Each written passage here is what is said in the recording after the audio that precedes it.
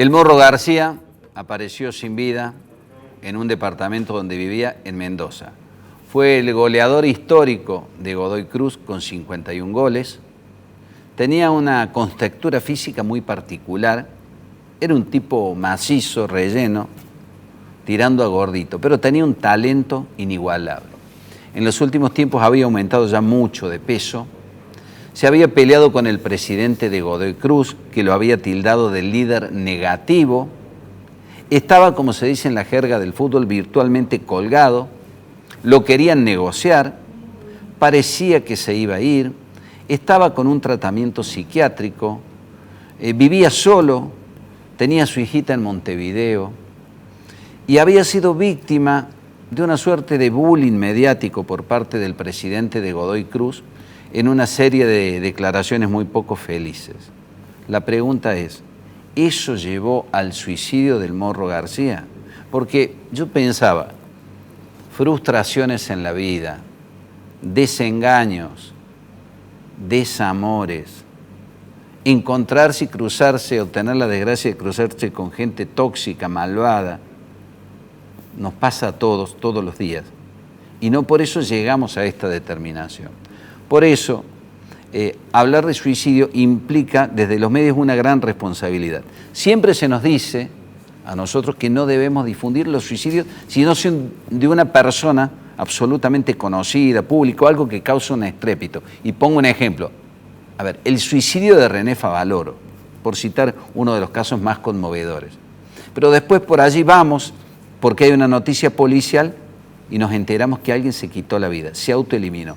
Y no lo difundimos porque dicen los especialistas que esto genera una conducta repetitiva. Ahora, entre no informar sobre esto y callarse o silenciar o ocultar un tema tan candente, hay una línea muy delgada. Por eso hemos invitado a la licenciada Alejandra Rossi del programa de prevención al suicidio de aquí de Córdoba para hablar un poco sobre este tema tan complejo. ¿Qué tal, Alejandra? Buenas noches. Hola, buenas noches. Bueno, tema difícil de abordar de los medios, ¿no? También. Sí, muy difícil, sobre todo por esto que vos bien decís. Parece que hubiera una prohibición a comunicar y en realidad no es prohibición. Lo que se señala es cómo comunicarlo. Justamente también con esto que vos traes, es una conducta que fácilmente es vista por otros como un modelo de salida. También muchas veces para el propio suicida. Entonces, si hablamos del suicidio en un contexto de crisis y otra persona que está en crisis piensa o cree o es informada de que esta persona que lo hizo realmente tuvo la salida, probablemente esta conducta entre dentro de la línea de la identificación. Por eso, cuando uno informa, tiene que liberarse de las connotaciones. Era valiente, fue un cobarde, hizo lo que debía, como también así un montón de otras cosas que ahora salen en relación al morro, ya que es el tema de si tenía depresión, si no la tenía, si sufría bullying, si estaba apartado de su hija. Un montón de hechos que se van recopilando del boca en boca de quienes lo conocían y que en realidad lo que a nosotros nos tiene que llevar a pensar a la hora de poder prevenir es en la multicausalidad. Vos lo traías en la introducción. Todos hemos sufrido desamores, traspieces educativos, traspieces laborales y muchos todavía seguimos acá. Entonces, ¿qué lleva a que una persona ante similares circunstancias se quite la vida y que no? Y ahí está justamente esto de decir, bueno, hay una multicausalidad que se da en una historia de vida singular y que se suma a un proceso que cada quien lo vive de acuerdo a sus herramientas, ¿no? A ver, algunas preguntas, sí. Licenciada. ¿El suicidio es prevenible? Sí. ¿Es evitable? No sé cuál es el término adecuado. El eslogan reza, el suicidio se puede prevenir. ¿Por qué? Porque es parte de un proceso y en ese proceso el suicida da muchísimas indicaciones.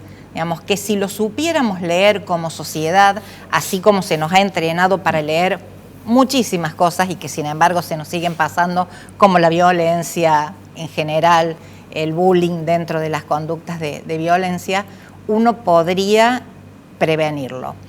Lo dijo un compañero mismo del Morro, ¿no? Él me había dicho para qué seguir así, o había hecho algunas expresiones.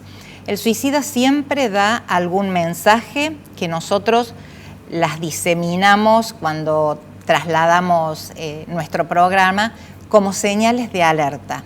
Estas señales de alerta pueden ser verbales como pueden ser conductuales, ¿sí? Entre las verbales son estas expresiones: mi vida no tiene sentido, ¿para qué seguir viviendo? Esto es un castigo, ustedes estarían mejor sin mí, que hace alusión a otro tipo de cuestiones como es la percepción de carga. Ahora, ¿puede haber una sensación temporal, o alguien puede llegar a decir esa frase solo para llamar la atención, para que le digan que lo quieren?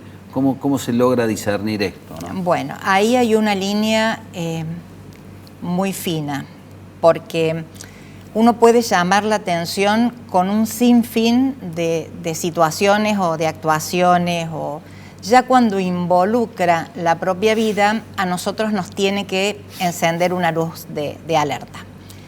Vos sabés que en el 2019 el lema del año de la salud mental fue tómate 40 segundos para salvar una vida, ¿sí?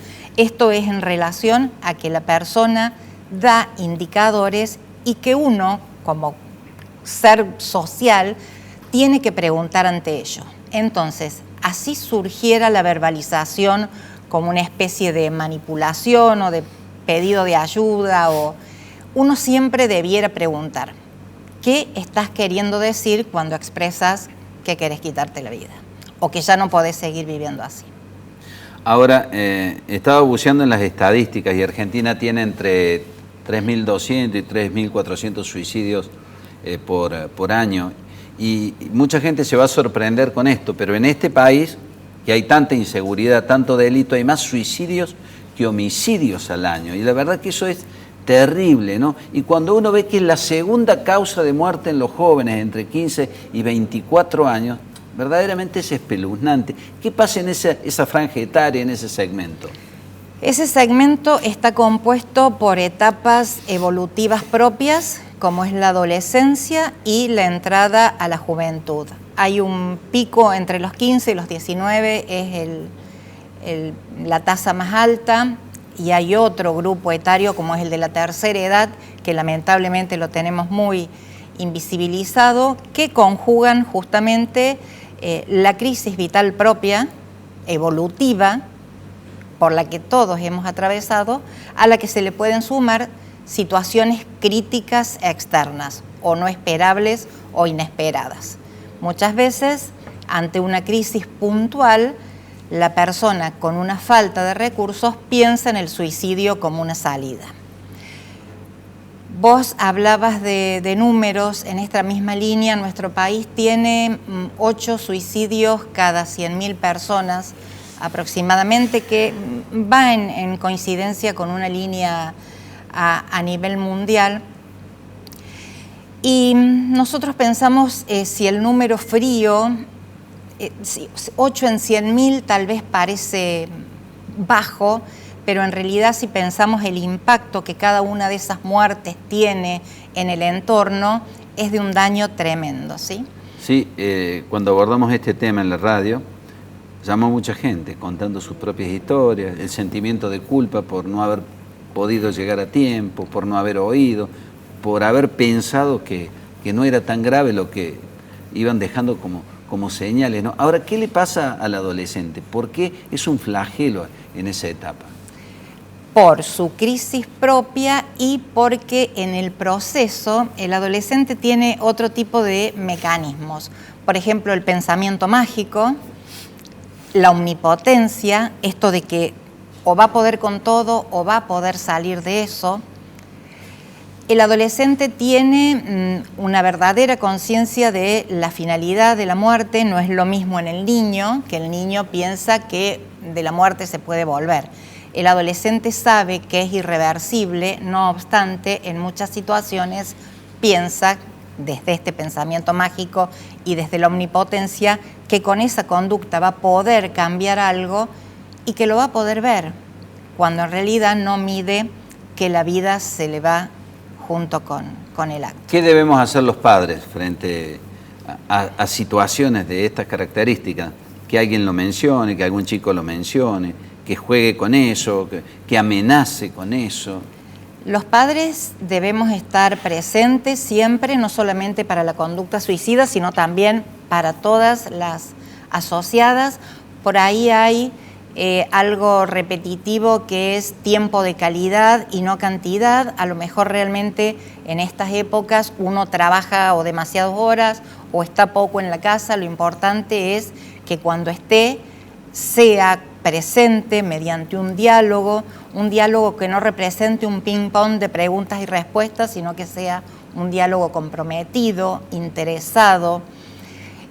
Los padres tienen que saber también que los chicos permanentemente nos piden límites y que el límite no necesariamente conlleva una conducta de riesgo si uno pone ese límite dentro de una explicación, dentro de un marco y contexto de contención.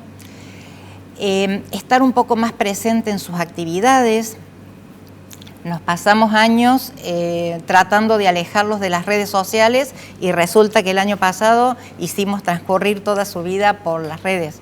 Entonces, ver qué calidad de vínculos se generan a través de ellas, poder respetar y poder discernir por qué un joven pasa demasiado tiempo encerrado, si ese encierro responde a un aislamiento o si realmente está en la comodidad de su intimidad, poder respetar y sobre todo tener en cuenta algo que ya lo venimos viendo hace muchos años y nos remontamos a Durkheim, que lo planteó hace un siglo y pico. Estamos atravesando épocas donde no hay normas. Entonces la anomia, esto de que todo se puede, todo es viable, no es buena consejera del crecimiento evolutivo de las personas. Para que un joven se desarrolle plenamente, debe estar tutoreado, ¿sí? Entonces, bueno, eso es importante también. ¿Qué se puede hacer? ¿A llamar, supongo, a especialistas de manera urgente? ¿Cuál es el teléfono de ustedes? ¿Cómo contactarse con el Centro de Prevención al Suicidio? Nosotros tenemos base en Casa del Joven, que es una dependencia de la Secretaría de Salud Mental que atiende a jóvenes de entre 14 y 20 años. Nuestro teléfono es 434-1113 y nuestro mail es prevenciondelsuicidio89@gmail.com. El programa de prevención, aparte de tener una pata en lo asistencial, trabaja mucho en territorio, capacitando a todos aquellos efectores que puedan leer estas señales de alerta que da una persona con ideación suicida. Por ejemplo, los docentes. Por ejemplo, los docentes. Las fuerzas vivas, las personas que trabajan en merenderos, los bomberos, la policía, que en muchas situaciones tienen que acudir a la escena del... Por ahí alguien quiere simplificarlo y puede pensar que la cantidad de suicidios es elevado en un país con problemas económicos, pero también en el denominado primer mundo hay tasas elevadas de suicidios. Por ejemplo, Estados Unidos, por ejemplo, Suecia, ¿no? Exacto. El fenómeno Suecia, tan estudiado por los suicidólogos, tiene que ver justamente con esta falta de vínculos y esta falta de redes de contención que tienen esas personas que aparentemente lo tienen todo, porque tienen comodidad, calorcito, comida, techo, vivienda, y sin embargo están solas y sin mantener lazos o redes con un otro presencial, no siempre virtual. Gracias por haber venido, Alejandra, ha sido un gusto. Gracias por la invitación.